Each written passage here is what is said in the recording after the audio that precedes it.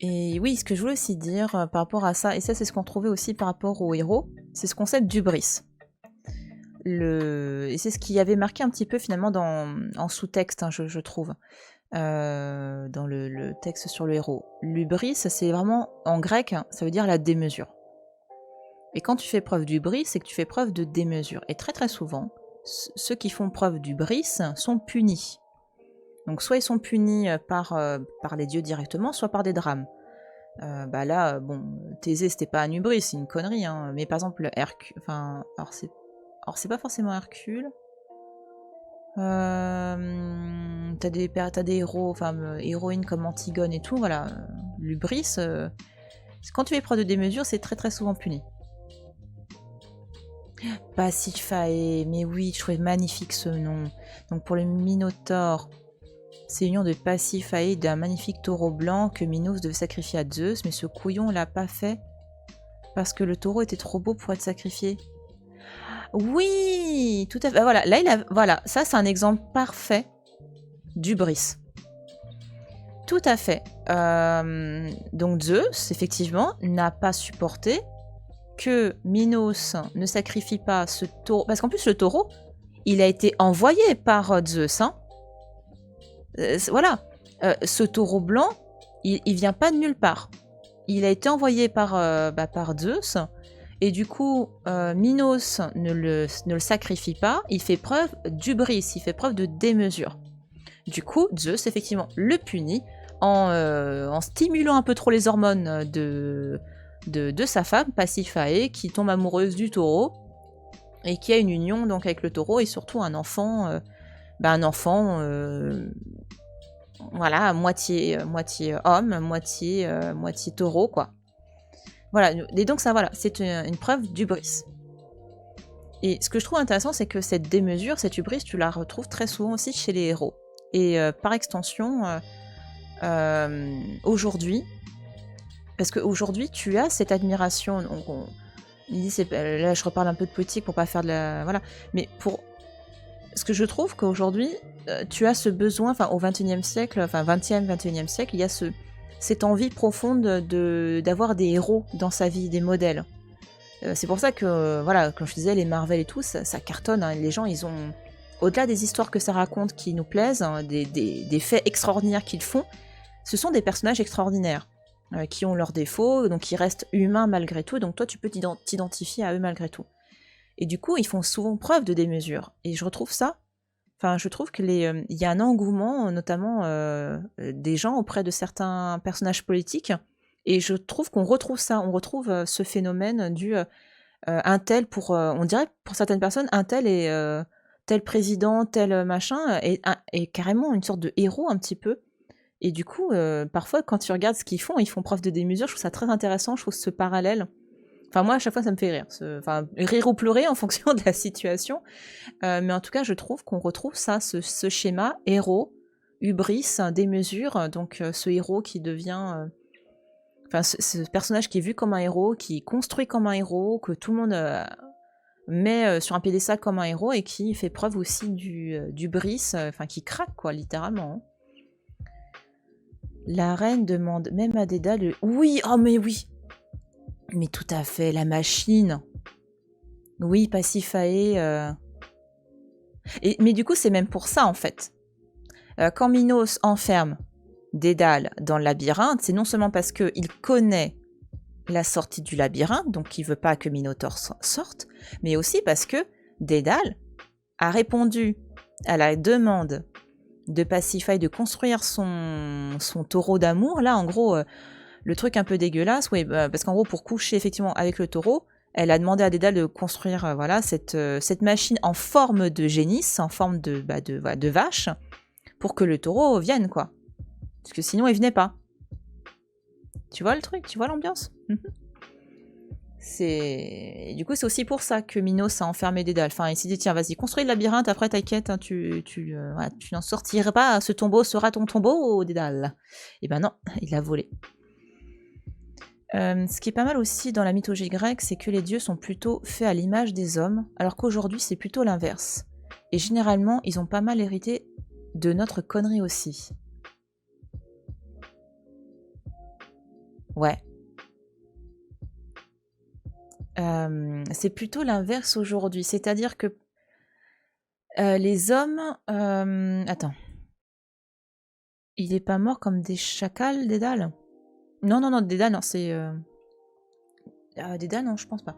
Ça, pour moi, non. Enfin, il est peut-être mort de chagrin après avoir perdu son fils, qui a volé plus haut, volé plus haut.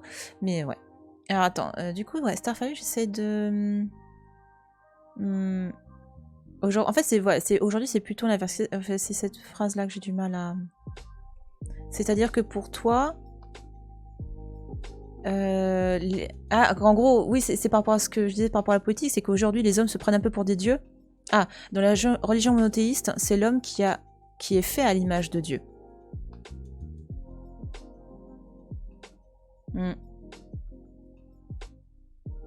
Ouais. Ouais, ouais. Ah, moi, je voyais pas une différence à ce point. Pour moi, j'avais l'impression qu'on était dans une continuité, genre Zeus, roi des dieux, visage... Parce que le premier homme, selon la mythologie grecque, enfin l'une des versions, parce que t'en as plusieurs évidemment, a été modelé dans l'argile. Et il a été fait... Ah, ouais. Ouais, je sais pas. Là, non, mais c'est une question, c'est une réflexion super intéressante. Ouais, c'est... Je trouve ça intéressant. J'avais pas vu ça comme ça. Effectivement.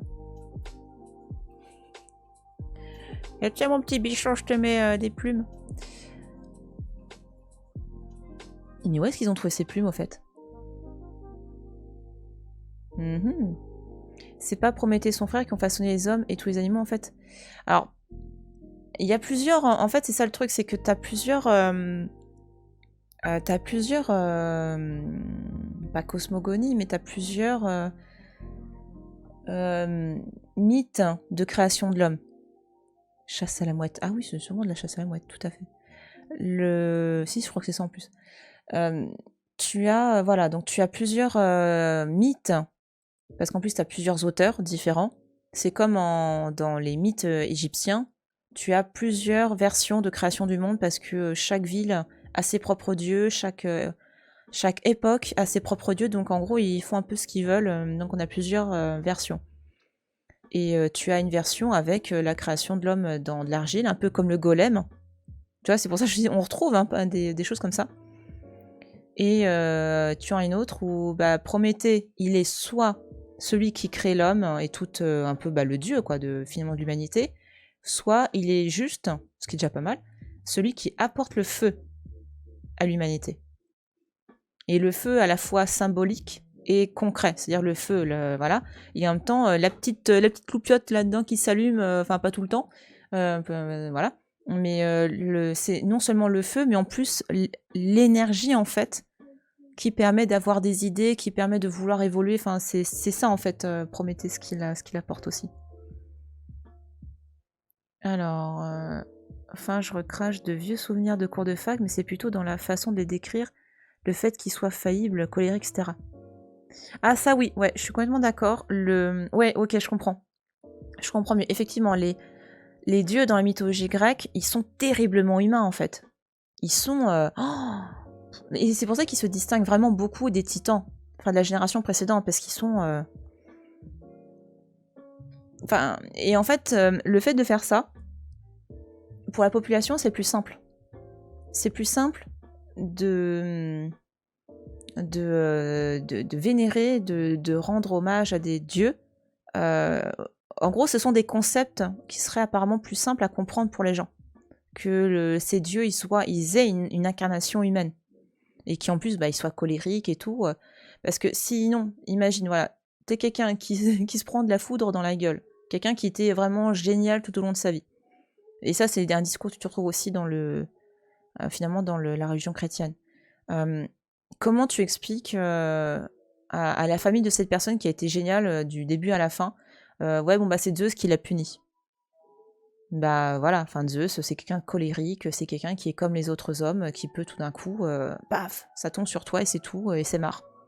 Enfin le concept de pas toujours juste en fait, enfin, ou alors qu'il y a des choses qui t'échappent que tu pourras pas savoir. Donc ça c'est plus le pendant on va dire chrétien de la chose. Mais dans la mythologie grecque, c'est non, non, mais il était vénère, laisse tomber, c'est pas grave. Pourquoi? Parce qu'il était vénère, Zeus, écoute, cherche pas, quoi. Ouais. C'est papa, mais c'est ça. Ah, la pauvre petit Dédale. Pauvre petit Icare, oui. Bah, pauvre Dédale aussi, parce que c'est. Voilà, il a pas eu son fils. Joseph vient. Ça, c'est très peinture néoclassique, hein, ça. Ah, qu'est-ce qu'on a d'autre? Allez, oh là là, c'est lent par contre. C'est quoi? Ah, c'est quand il s'est gaufré, ça. Je pense. Ça, c'est Icare mort.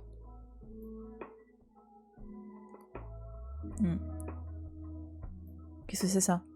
Ah, ça, tu sens que c'était des œuvres contemporaines. Ils n'ont pas eu le droit de les utiliser, donc hop, hop, hop. Oh putain. Oh, bah, je suis désolée hein, pour les effets Gerbotron 2000, mais... Ouais, tu vois, c'est dommage qu'on peut pas voir au plus près des œuvres, quoi. Ça... Je trouve ça un peu dommage. Attends, je voudrais voir l'œuvre, là. Je m'en fous de la salle. Ah, cette œuvre-là. Oh, je l'ai vue, celle-là, en expo. Mince, c'était... Ah,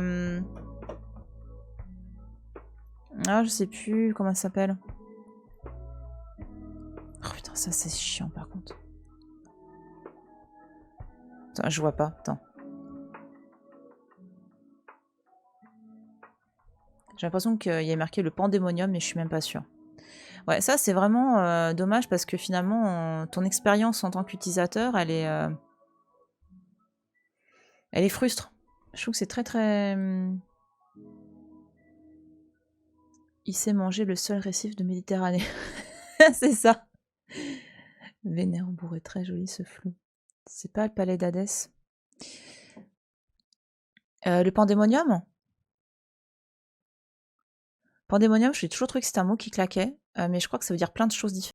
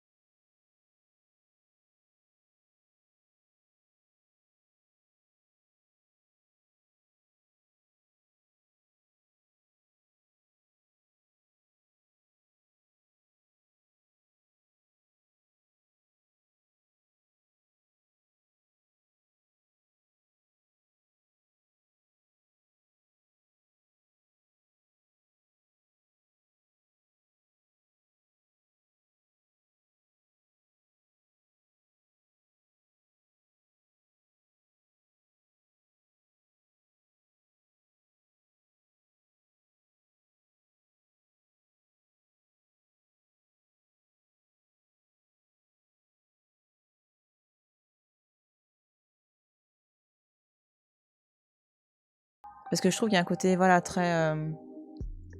même dans la composition, je trouve que ça fait très...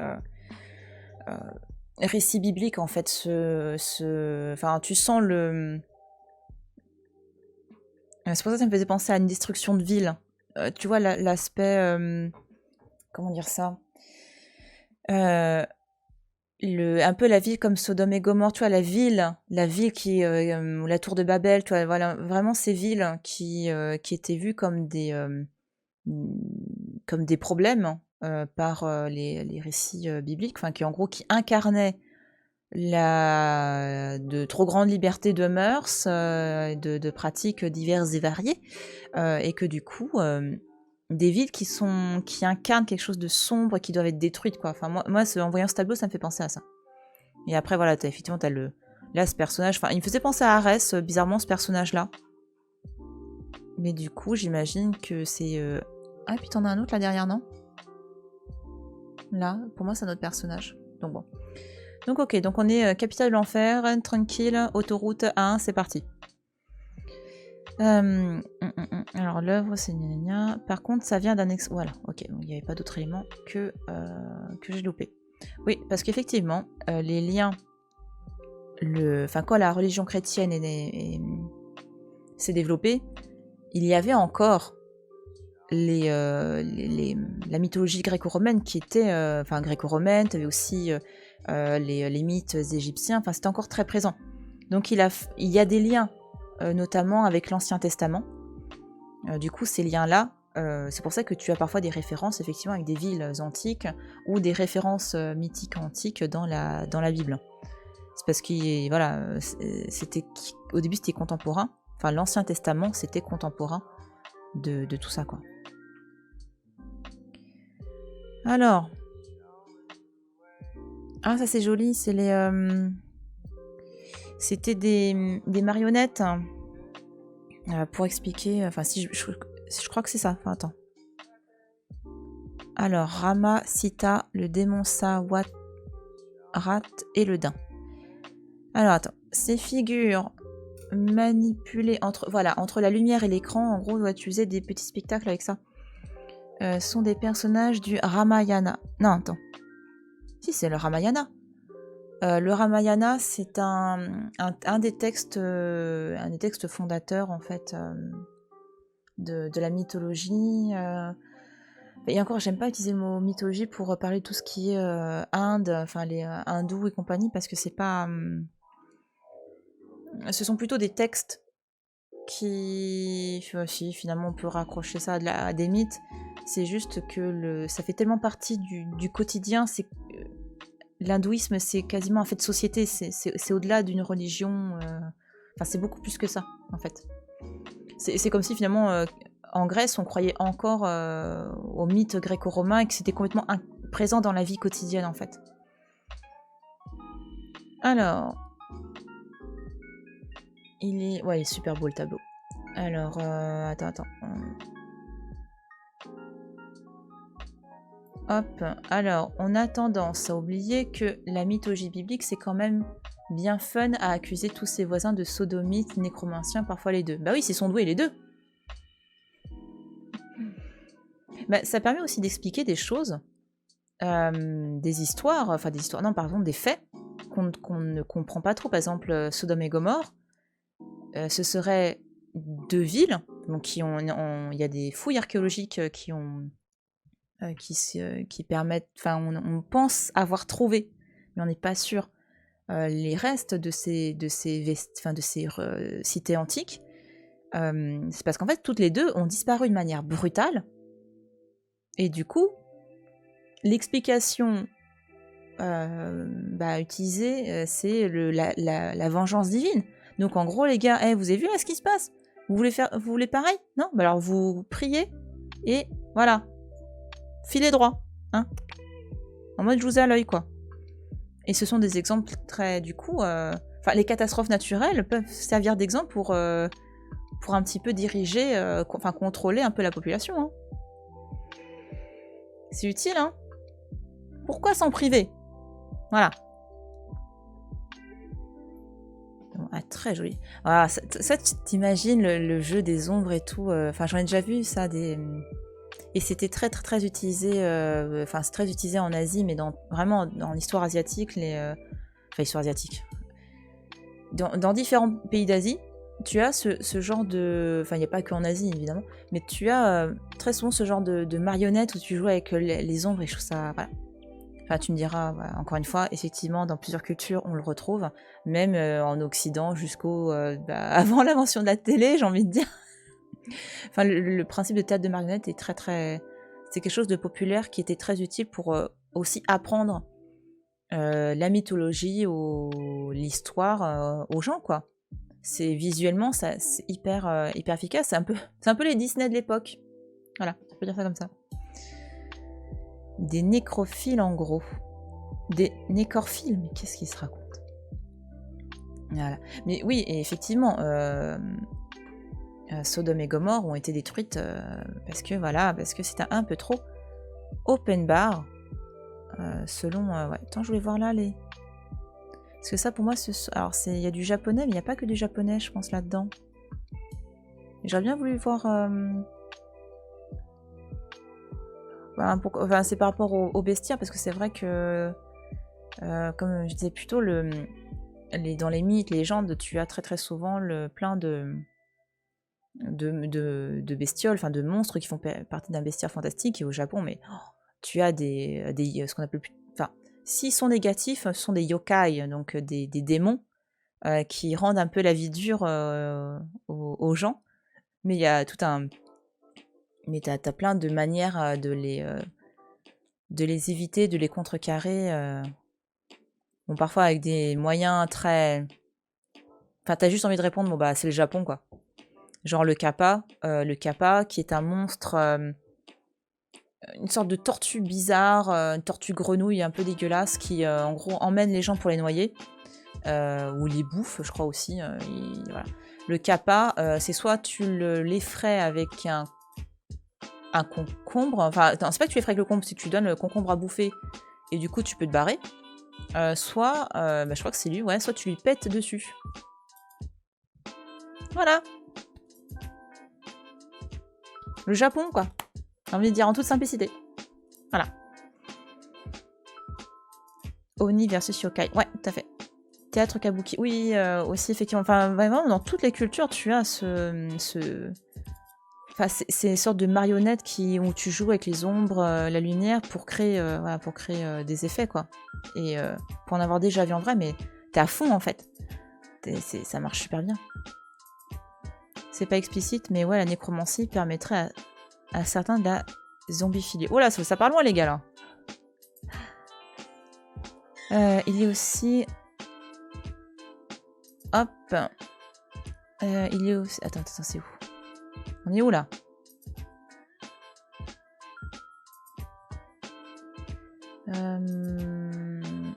Alors, attends.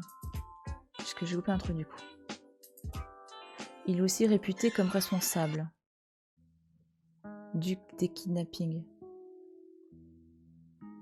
Une autre technique est de faire renverser la coupe d'eau qui sont sur... Oui, parce qu'en fait, leur cerveau... Enfin, leur tête est ouverte. Truc bien dégueulasse. Leur tête est ouverte et du coup, leur cerveau est apparent. Il y a un liquide dedans, effectivement. Si tu lui dis bonjour, tu sais, les Japonais... En plus, ça t'apprend la politesse. Donc, si tu fais... voilà, là, tu te penches, comme on se salue au Japon, et ben il fait pareil, son truc, son liquide, il tombe, et ben voilà, il est hors jeu, quoi. Ah oui, effectivement, il fait des kidnappings, ouais, le kappa, effectivement. Mais c'est encore une fois, ce sont des...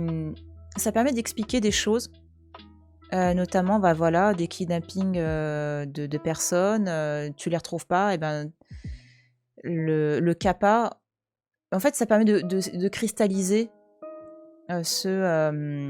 toutes ces choses de la vie. Bon, comme il le disait aussi plus tôt dans les textes de l'expo, les faits de la société qui sont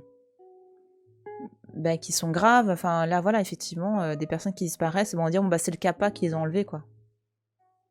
Donc, ça se trouve, la personne, elle a fugué, elle s'est fait embarquer par quelqu'un. Ouais. Ça permet aussi d'expliquer ces choses-là. Où tu le salues avec la... Ouais, voilà, ouais, tout à fait. Là, moi, j'appelle ça à chaque fois, j'ai en tête le bowing parce que c'est le mot anglais. Je trouve que c'est le plus simple. C'est un mot. Le fait de se pencher, tout à fait, le salut japonais. Tout à fait, tout à fait. Alors, Donc on peut pas monter plus haut? Oh là là, mais... Il y a quoi? Attends, on va... Alors, attends. Donc on a fait... Si je me trompe pas, on a fait ça, on a fait ça. Attends, on a fait ça. Ok. On a fait ça. Bah non, on n'a pas fait ça. Bah quand même. Oh. En plus, elle est belle, elle est bleue et tout. Belle salle. Quand même, quoi. Alors là, on a... Alors, vision enchantée du monde. Donc là, ouais, on est plus sur, à mon avis... C'est Mitra, ça, au fond, là-bas. Avec son casque de schtroumpf, là.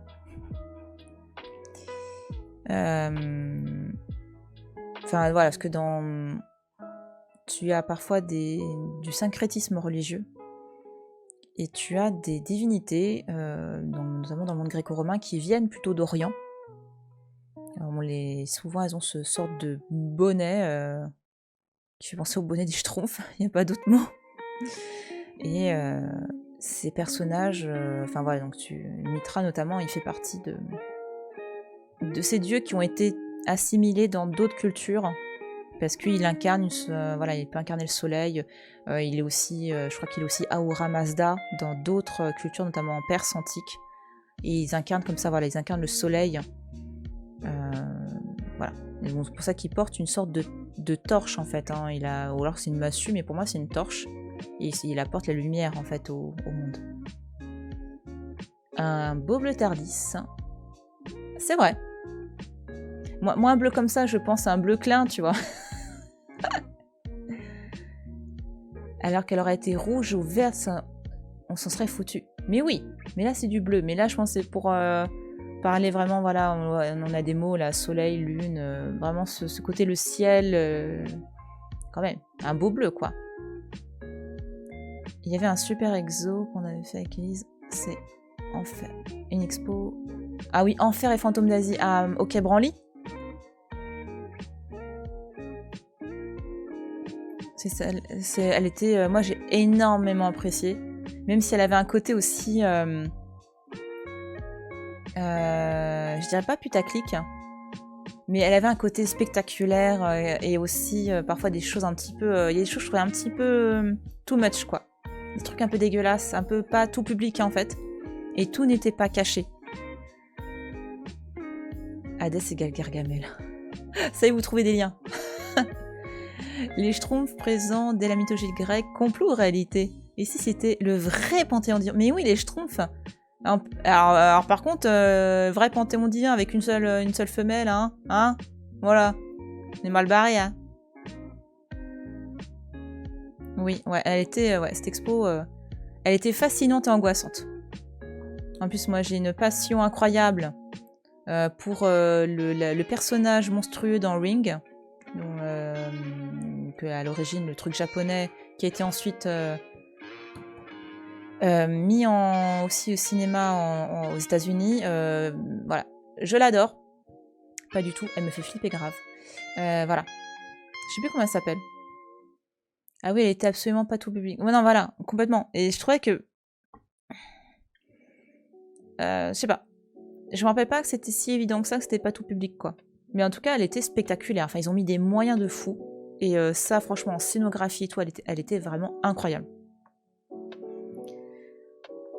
Sadako. Oui, Sadako. Tout à fait, Crastet, merci. C'est Sadako. Et moi, Sadako, je peux pas. Qu'elle reste dans son puits. Moi, elle m'intéresse pas, elle me fait peur. Et voilà, tous les films comme ça, je ne peux pas. Ça me... Non. Non, rien que le dire penser, ça me... je supportais pas. Voilà. Arrêtez de parler de complot où je balance le remix de Raled Freak sur le complotisme. Ah oui, elle est géniale. Cette musique est géniale. Hein? C'est celle qui reprend avec Jean-Marie Bigard? Non, c'est pas ça? Ah là là, oui, elle est très drôle. Les remixes de Raled Freak, ils sont très drôles. Enfin, et celui-là, si c'est le même sur Jean-Marie Bigard, il était à pisser de rire. Oui, avec le Bigard, voilà. C'était, voilà, j'ai beaucoup aimé. Alors, le jour, les nuits. Oh, c'est très joli ça, tu vois. Le texte, ils l'ont... c'est pas... Alors, heureusement, ils ont changé la couleur, sinon ça aurait été compliqué. Mais en tout cas, voilà, tu vois la lune représentée là, et quand c'est le... Enfin, voilà. Et ça donne presque envie de rejouer à Indiana Jones, ça. Et oui, ça donne envie. Alors, c'est pas la mythologie hindoue où il n'y a qu'une déesse avec plusieurs facettes. En fait, Non, non, t'as des... Ah, ou t'en as une qui va jouer plusieurs... Parce que soit tu as les parèdres, donc tu as les pendants féminins qui sont aussi leur épouse des dieux, comme voilà, par exemple, tu as Shiva, tu as sa parèdre qui est Kali, et qui a plusieurs formes, qui est aussi Parvati, en fonction de son état de colère ou autre. Donc, en général, non, mais je crois qu'il y a, effectivement, en fait, pour moi, je vois surtout une déesse qui a effectivement, je me rappelle plus de son nom, mais qui a une capacité... Enfin, déjà, c'est elle qui a plusieurs bras et vraiment qui a plusieurs formes. Enfin, mais plusieurs bras tout le temps, parce que parfois tu représentes les dieux avec plusieurs bras, mais elle, je crois qu'elle les a tout le temps, tout le temps, tout le temps, en fait. Alors... Ah oui, pardon, j'ai pas lu du coup. Alors, les cycles de la nature ont donné naissance au premier mythe. Ah voilà. Ça, c'est ce que... Une qui joue plusieurs rôles. Ouais, mais elles sont plusieurs, en fait, dans ce cas-là. Après, s'il y en a une qui en fait détail, je sais pas, mais en général, les dieux et les déesses ont plusieurs versants d'eux-mêmes. Souvent, en fonction de leur état d'esprit. Alors, les cycles de la nature ont donné naissance au premier mythe. Ça, c'est ce qu'on disait plutôt par rapport au fait que il fallait expliquer le vent, la foudre, il fallait expliquer un peu ces concepts-là. Le printemps, l'été, etc. Donc l'alternance du jour et de la nuit, simple et inquiétante, est demeurée un mystère pour les hommes. Selon les lieux et les époques, ils ont apporté des réponses logiques ou magiques. Les astres, le soleil et la lune, comme les phénomènes naturels, sont devenus des dieux dans bien des mythologies pour rassurer les hommes. Les hommes et les femmes, ces éternels angoissés. Ah, donc stèle de la Dame Tapérette. Donc qu'est-ce qu'on a de beau là? Donc pour moi on a Ré Orarti. Donc là en fait c'est une... Ré Orarti c'est pareil, c'est un syncrétisme entre une sorte d'Horus, une sorte d'Horus solaire. Parce que voilà, donc pour te dire à quel point c'est le bordel. Hein. Donc déjà je te disais plutôt que en Égypte, comme dans d'autres cultures, en Égypte tu as différents dieux en fonction des époques, en fonction des villes, et en plus, parfois ils fusionnent entre eux, hein, comme si c'était pas assez le bordel. Et donc Réorarti, c'est un petit peu ça. Réorarti, c'est une version d'Horus, enfin c'est un Horus qui est aussi Ré, qui est aussi le dieu solaire. Et donc Ré, dans certains cas, il est le dieu créateur du monde. Mais ça dépend, encore une fois, ça dépend des villes, ça dépend des époques. À d'autres moments, ça va être, par exemple, on a Ptah. Ptah, qui est un... J'adore ce nom, c'est Ptah. On aurait, franchement, il faudrait un binôme Ptah et Sheh. Je trouve que ce serait trop cool. Et donc Ptah, par exemple, c'est le dieu qui a créé le monde en se masturbant. Voilà. Tu vois, par exemple, tu peux avoir de ça. Tu peux avoir... tu en as d'autres aussi. C'était un autre... qu'est-ce qu'il avait fait? Ouais, en fait, t'as différentes... Et franchement, parfois, je me dis, tiens, ça me fait penser, tu sais, à H2G2, avec voilà, une cosmogonie autour du mec qui se mouche. C'est ça, je trouve ça génial comme... Enfin, c'est un peu ça, finalement. Plus elle a de bras, plus elle est en colère, et ainsi sa capacité de destruction augmente. Non, mais ça, c'est un super boss de je ne sais quel jeu, de Tomb Raider 3. Ah, oui, ouais. Bah, du coup, ce sera peut-être Kali, hein. Parce que je crois que Parvati, c'est sa version calme, et Kali, c'est sa version destructrice. Et quand Shiva a aussi plusieurs bras, il est dans sa version où il bousille tout, en fait. Mais attention, ça veut pas dire que c'est mauvais. Là-dessus, dans la mythologie hindoue, tu as... alors attends, c'est lequel le créateur? Je crois que c'est... Alors je sais plus... Alors, en fait, t'en as trois. Pardon. Tu as trois dieux importants pour les hindous. Tu as Brahman, Vishnu et Shiva. Là, j'ai un petit trou de mémoire, savoir qui est le créateur, si c'est Brahman ou Vishnu. Je crois que c'est Vishnu le créateur, donc c'est le créateur du monde. Ensuite, tu as Brahman qui va conserver le monde, qui va faire en sorte que le monde soit tout le temps dans un état maintenu, un peu pas en tension, mais tu vois, en gros, que tout se passe bien, tu vois, que les saisons arrivent, etc. Et tu as à la fin, tu as Shiva qui endosse ce rôle qui n'est pas facile, hein, mais qui est nécessaire de destruction. C'est-à-dire que pour avoir de la vie, il faut de la mort. Donc ils sont dans ce...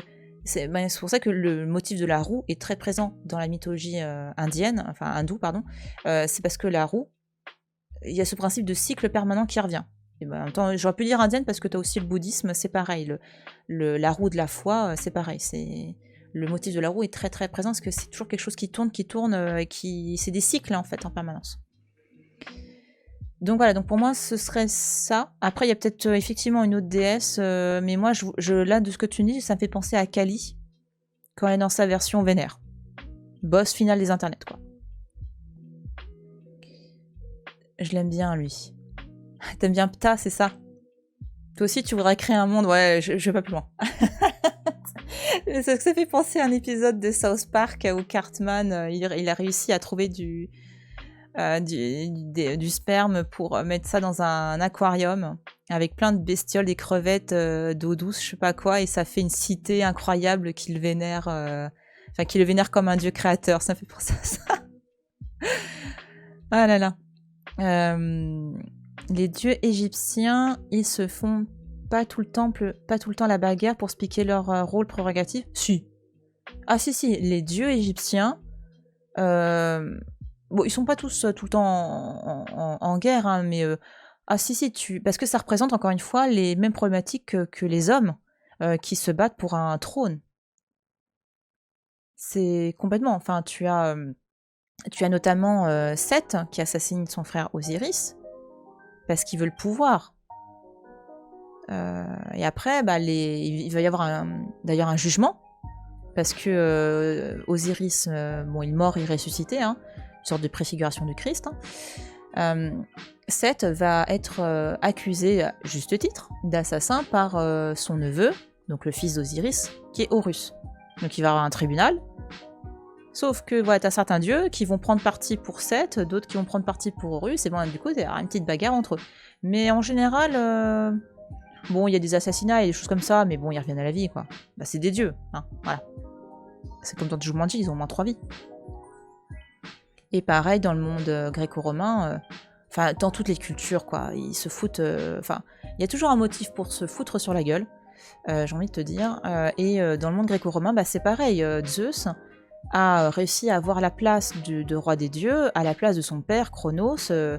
D'ailleurs, Cronos, quand il a su que sa femme était enceinte, il a eu la prédiction que l'un de ses fils, l'un de ses enfants, le renverserait comme souverain.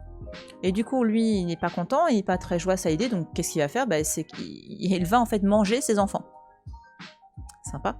Et en fait, Zeus va parvenir à s'échapper. Je crois qu'il ouvre le ventre de son père et il met à la place des... Ça s'appelle chaperon rouge, mais il arrive en gros à échapper parce que Cronos a juste avalé ses enfants, il les a pas mangés. Et donc Zeus parvient à ouvrir son père et à ressortir ses frères et sœurs du ventre de Cronos. Et du coup, il prend après la place de son père en tant que roi des dieux. Mais tous les dieux, ils se bagarrent parce que c'est très humain. Voilà. Il n'y a pas aussi Chamunda qui est pas mal vénère. Peut-être. Sincèrement, ça me dit rien. Je la connais pas. Mais si, c'est probable, hein, tout à fait. Tout à fait, Ptah et South Park. Bah oui. Très bon personnage dans la série de jeux. Stargate was right. Par rapport à quoi? Par rapport aux dieux qui se frient tout le temps pour une question de pouvoir?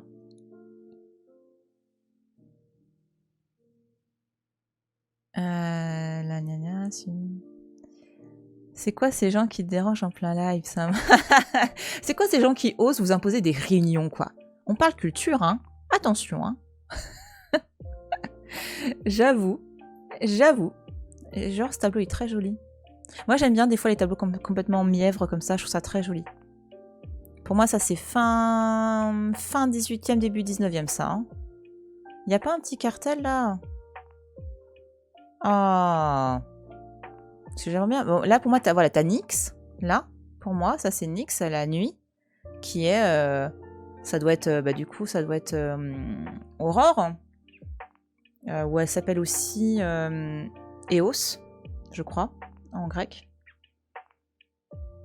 Alors, Rhea sous le Chronos. Ah oui, c'est parce que Rhea a aidé. Mais Rhea a aidé aussi grâce à Zeus, je crois. Le saoule, elle lui donne une pierre à la place de Zeus qui sort... Ah oui, d'accord. Ok. Mais je me rappelais qu'il y avait une histoire de pierre. Je me dis, putain, mais il y a un rapport avec le petit chaperon rouge ou quoi? D'accord, donc c'est Rhea qui sauve Zeus, qui est ensuite élevé par Gaïa. Donc pareil, Gaïa, c'est une titan qui représente la Terre. Puis une fois devenu adulte, il viendra libérer sa fratrie en disant la faute Chronos. Ah, c'est dégueulasse. En plus, ça t'initie à la césarienne, ce qui est formidable. Ce qui est formidable, c'est de se dire que les dieux dans le ventre ont grandi. Voilà. Je veux pas savoir comment. Comment ils ont grandi, ils ont mangé de quoi, je veux pas savoir. Je préfère pas savoir. Mais franchement, parfois tu te dis, mais d'où il sort des histoires pareilles? Tu te dis, putain, c'était complètement... Des fois, quand tu racontes ces histoires vraiment de manière la plus... la plus simple qui soit, tu te dis, non, mais il était complètement ivre, le mec qui a inventé ces histoires. Bon, après, je dis ça, mais non. Hop. Voilà. Alors, les cartels dans les musées, c'est la bête noire des archéo-historiens de l'art. À moins de les faire nous-mêmes, on n'est jamais content. Oui, c'est vrai. Mais moi, j'aime bien les cartels. Je trouve que c'est important.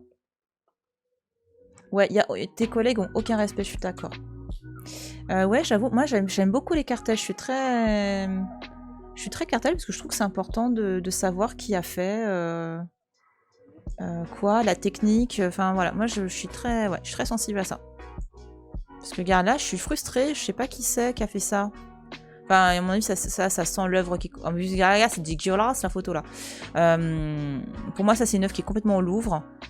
Ouais, début... fin 18e, début 19e, ce côté très, très cucu que j'aime bien, dans ce genre de tableau. La mythologie cucu, j'aime bien. Comme ça, je trouve ça sympa. Plutôt Vagos ou famille pour les cartels? Ah là là là. Petite référence à GTA. Toi-même, tu sais. Ah oui, c'est vrai que ça a donné Hélios. Donc en dieu solaire, tu as aussi, voilà, dans le monde gréco-romain, tu as Hélios également. Mais j'avoue, moi j'aime bien Ahura Mazda ou Mitra, peu importe, avec son bonnet, son petit bonnet. Moi j'aime beaucoup. Il est pas mignon? T'as pas envie de, je sais pas, de son petit bonnet? Moi je le trouve trop mignon. Hein. Miguel Santores. C'est ça. Ah mais ils sont importants, mais quand ils sont pas manquants, ils sont jamais assez bien faits. Ouais. Et puis c'est vrai que ceux du Louvre, je les trouve très souvent mal faits. Ils sont succincts et c'est d'une tristesse incroyable. Limite, voilà, les cartels du Louvre, c'est comme les petits machins que t'as sur les tableaux directement. Bon, je suis jamais très très fan. Mais là-dessus, oui, on n'est jamais content. Oh, c'est quoi ça là-bas? On n'est jamais très très content, effectivement. Alors c'est quoi, du coup? On a une femme avec deux machins. Guerchin. Ok, attends. Ah, on peut peut-être voir. Attends. Qu'est-ce qu'il y a marqué? Ah, c'est Circé. Bah oui. Le livre, la magie et tout. Donc Circé qui était une sorcière. Centaure. Mais oui, Centaure. Pensez à la Centaure, hein, les gens, quand vous prenez la voiture. Hein, c'est important. C'est très joli, là. Ouais, Circé. Donc Circé, une... Ouais, une sorcière, il n'y a pas d'autres mots. C'est quoi ça? Attends, qu'est-ce qu'ils nous font là? Organiser la répartition des œuvres. Oui, mais ça, les gars, non, ça m'intéresse pas en fait. Enfin, parce que tu vois, en fait, ces éléments-là, qui sont intéressants, notamment pour expliquer le projet et tout, mais il y a tellement un manque d'explication sur l'expo en elle-même que je trouve que du coup, ça le dessert complètement. parce qu'ils expliquent pourquoi ils ont fait ça, ce qui est très bien en soi. Mais après, voilà, là j'essaie de trouver des infos, de dire pourquoi ils ont foutu ces vases-là à côté de Circé. Bah je sais pas. Et du coup, je suis un peu... Voilà, ça m'énerve.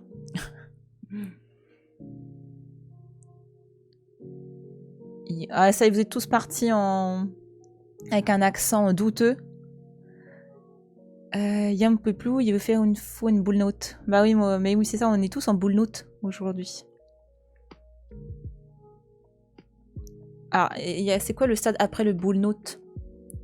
Alors, magie et crainte, oui.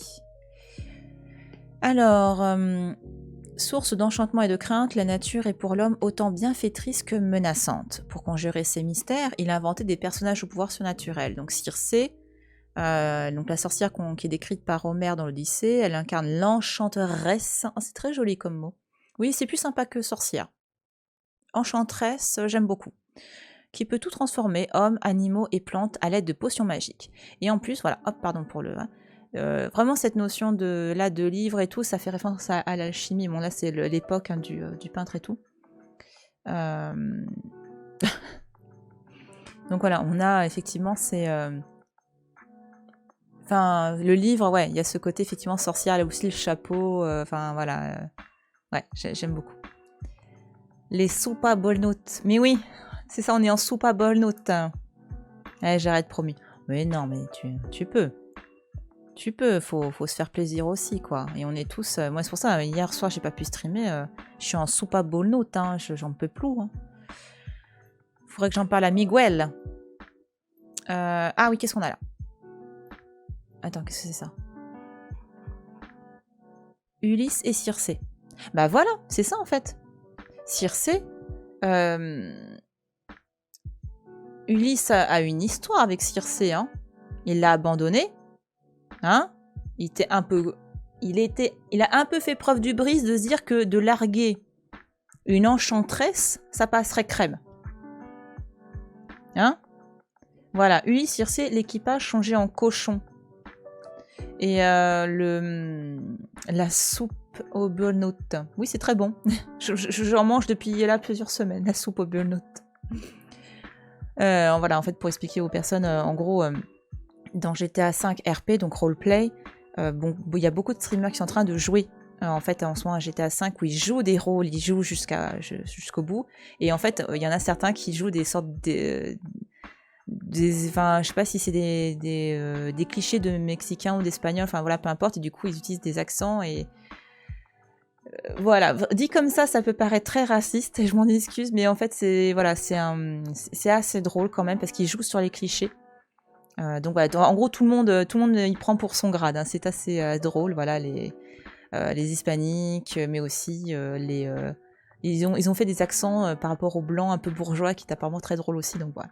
Donc c'est pour ça, et du coup, il y a un de ces personnages qui parle de Bonut ou de Centura. C'était assez drôle, voilà.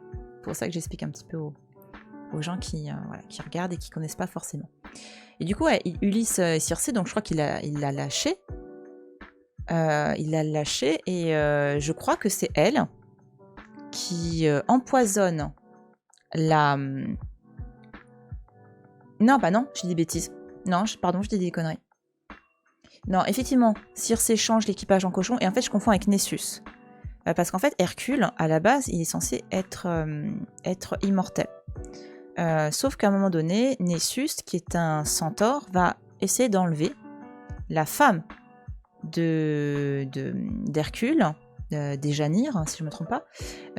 Et en gros, donc, Hercule vient à la rescousse de sa femme, il tue Nessus. Et Nessus, avant de mourir, dit à Déjanire, en gros, ton mari là, il te fait cocu. Tiens, prends mon... Oh, je crois même pas qu'il dit ça. En gros, il dit, tiens, prends ton... Elle avait une sorte de cape, de toge. Il fait, trempe ta toge. Ah oui, non, c'est même plus filou que ça, je m'en souviens. Il dit, prends... Enfin, ton mari est fort, il est incroyable et tout. Si tu veux l'aider, prends ta toge, enfin ta cape, trempe-la dans mon sang. Et lorsque ton mari a besoin d'un boost pour être encore plus fort, dis-lui de se vêtir de cette cape. Et du coup, la pauvre Déjanire, à un moment donné, va donner effectivement sa cape empoisonnée à Hercule. Et en fait, c'est un terrible poison qui va le brûler vif, un peu comme le sang d'alien. Et en gros, il va brûler, brûler, et il va extrêmement souffrir avant de mourir. Et ensuite, va mourir. Un dieu meurt jamais. En fait, il est parti rejoindre l'Olympe. En fait, voilà.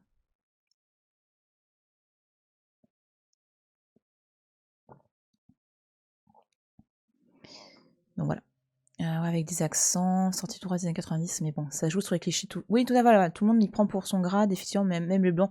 Les blancs, en gros, ils sont pas mal dépeints, soit sur des gens complètement barrés, soit des bourgeois complètement insupportables. Mais j'avoue, t'as des trucs assez drôles, en fait. Ah là là, sacré Circé. Attends, du coup, on a... Ah, je crois qu'on avait là-bas l'autre côté de la stèle. Je voulais voir c'était quoi la stèle. Hop, attends. La stèle égyptienne. Pardon. Hop, hop, hop. Alors, on a Amon. Un dieu qui a la peau bleue comme ça, c'est très souvent Amon. Et Amon, donc c'est aussi un dieu créateur à l'origine. Voilà. Les péripéties d'Hercule, résumé. Oups, j'ai glissé chef. Ouais. Grave. Hop, hop, hop. Bah écoutez, attends. Ça, on l'a fait. Oui. Ah, on a un autre point de vue, c'est bien ça. Alors ça, c'est une... moi, ça me fait penser à un... Je sais pas si c'est pour brûler de l'encens, on sait quoi. On sait pas trop. Panthère mythique. Bon, on saura pas, les gars. Désolé. Ah, attends, c'est quoi ça là-bas? Oh, qu'est-ce que c'est joli. J'aime beaucoup... Alors... je me rappelle quand j'avais cours à l'école du Louvre, il y avait Enfin, au Louvre, tu as une galerie qui s'appelle la Galerie Campana, qui est en fait un lieu où tu as tous les vases grecs de la Terre. En gros, c'est un collectionneur qui s'appelle Campana qui a réuni toute sa collection de vases grecs. Voilà. Et du coup, donc, c'était le cours qu'on appréhendait le plus parce que c'était... à l'époque, franchement, c'était un peu chiant.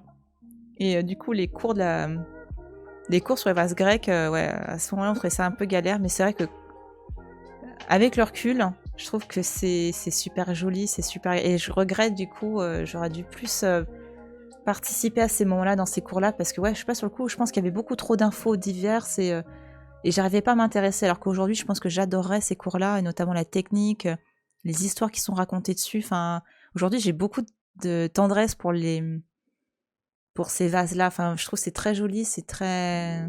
Enfin, voilà. C'était le moment tendresse de la matinée.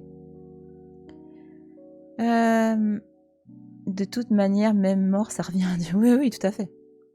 Ça me rappelle ma 3e avec l'étude de l'Iliade, l'Odyssée, tout ça, c'est trop cool. Mais oui, mais moi je me rappelle, d'un point de vue histoire, les meilleures années de ma vie, c'est le collège. Sinon, j'ai détesté le collège. Hein. Voilà, je faisais partie des gens qu'on n'aimait pas trop, qu'on frappait et compagnie. Ou alors que moi je faisais partie je traînais avec des gens qui frappaient, pourquoi? Pour éviter qu'on me frappe aussi, je crois. Parce que j'aimais pas l'autorité, ça me saoulait. Mais en tout cas, il y avait un truc que j'adorais au collège, c'était les cours d'histoire. Parce qu'en 6e, 5e, 4e, 3e, c'est les moments pour moi les plus fun qui existaient. C'était là où tu voyais l'histoire égyptienne avec les mythes, le monde gréco-romain, tu voyais le Moyen-Âge et tout, et je trouvais que c'était des périodes géniales. La 3e, je crois que moi je le voyais avant. La 3e, j'ai pas un... Non, la 3e, non, c'était autre chose encore. Mais vraiment, ouais, 6e, 5e, 4e, c'était... Mais ouais, j'adorais ça. Parce qu'arrivé au lycée, je trouvais... Alors le pire, c'est que je suis devenue après 19e-iste. Mais en tout cas, au lycée, je l'ai trouvé très complexe. Et encore, j'avais un très bon prof. Mais je trouvais que c'était très complexe de parler que des guerres. Enfin, complexe, et c'est vraiment beaucoup, beaucoup de géopolitique.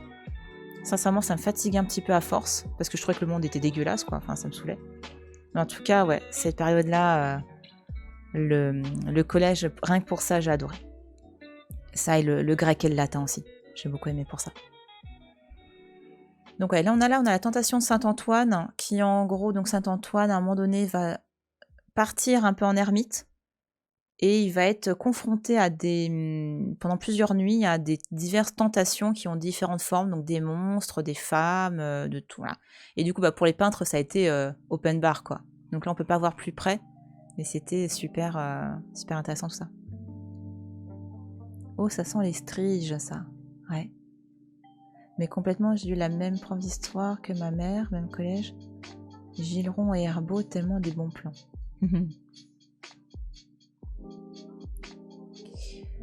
Ouais.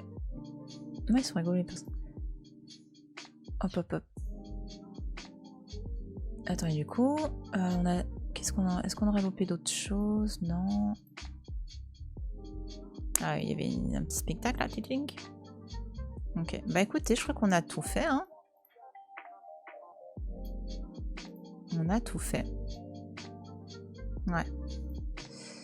Ok, ok. Bah écoutez, en plus ça tombe bien.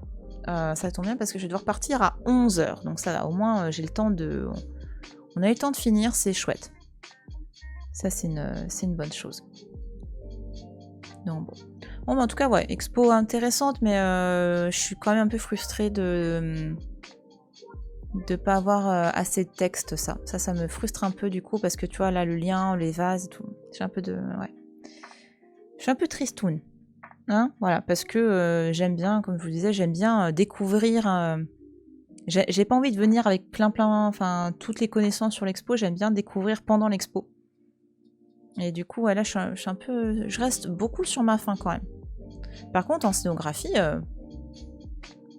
franchement, pas mal. Le côté pop, le côté couleur, comme ça, j'aime bien. Je trouve que c'est bien. Enfin, qu'une institution comme le Louvre fasse ce genre de choses, je trouve ça très très bien.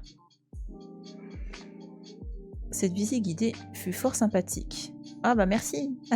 Bah, tant mieux si ça t'a plu.